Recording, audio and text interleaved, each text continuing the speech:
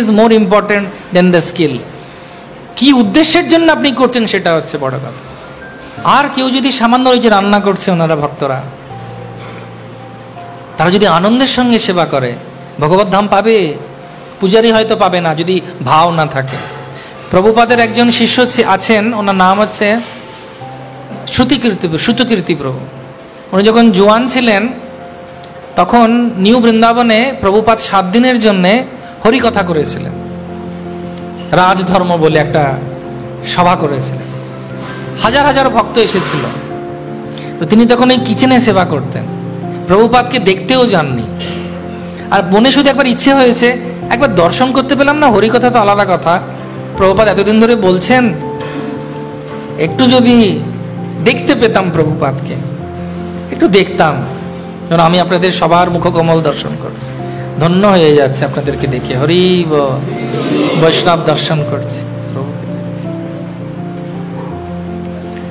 প্রভুপাদ যদি একটু দেখতাম তাহলে কতই না ভালো হতো। তো টেম্পল প্রেসিডেন্ট বলেছে রান্না কর, তো উনি ওই 1000 জনের জন্য হালুয়া বানিয়ে যাচ্ছে। 7 দিন জপ হালুয়া, জপ হালুয়া।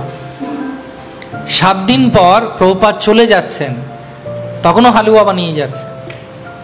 তার কাছে একটা ছোট্ট চিরকুট এসেছে, তার টেম্পল প্রেসিডেন্ট অর্থাৎ টেম্পলের অধ্যক্ষ পাঠিয়েছেন, প্রভুপাদ এখন আবার পৃথিবী পরিভ্রমণ করবেন, প্রচার করবেন, তোমাকে পার্সোনাল অ্যাসিস্ট্যান্ট হিসেবে মনোনীত করেছেন।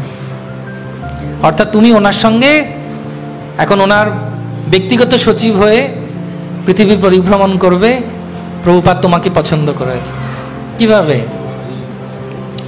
ভগবান জানেন কে কোথায় কি করছে, কে পনিরটার সাইজ বেশি নিল, কে রসগোল্লাটা লুকিয়ে রেখেছে পরে সাবাড় করবে, আর কে বসে আছে নাম জপ করছে, আর কে ভাবছে আমি আজকে আসতে পারলাম না, কি সুন্দর হরিকথা হচ্ছে, কে আবার ভাবছে কখন শেষ হবে বাবা, আর পারি না, একাদশী পেটটা জ্বলে যাচ্ছে। সব জানে একজন, কে? ভগবান। ওনাকে ঠকানো যাবে। সব থেকে বড় চোর হচ্ছেন উনি।